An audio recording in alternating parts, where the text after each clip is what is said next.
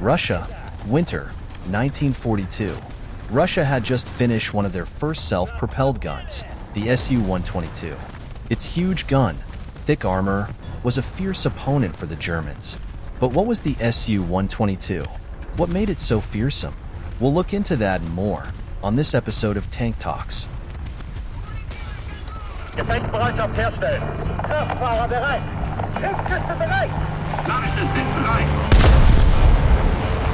During the Second World War, the Russians wanted a self-propelled gun after seeing the success of the German Stug 3 series of self-propelled guns and wanted to make their own. Russia took the trusted T-34 chassis and mounted a 122mm howitzer on it. This gun gave it tremendous firepower, but it only had high explosive rounds, which were good for taking out bunkers, infantry, and lightly armored targets, but the Russians still wanted something to penetrate a lot of armor. So for that reason, they gave it heat, high-explosive anti-tank rounds, which could penetrate about 6 inches of armor. Statistics. The SU-122 was produced between 1942 and 1943 with 638 being built. It weighed 68,122 pounds.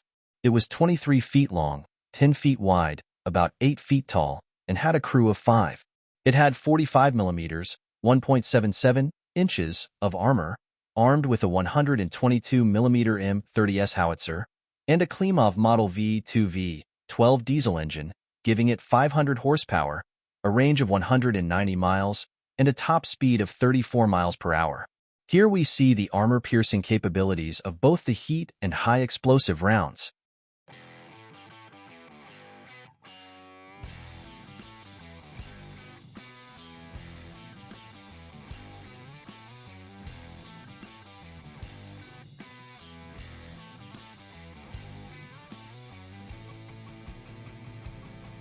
Now, let's see how the SU-122 would do in combat. Here we have to capture and hold 3 strategic points. Let's see what the SU-122 can do.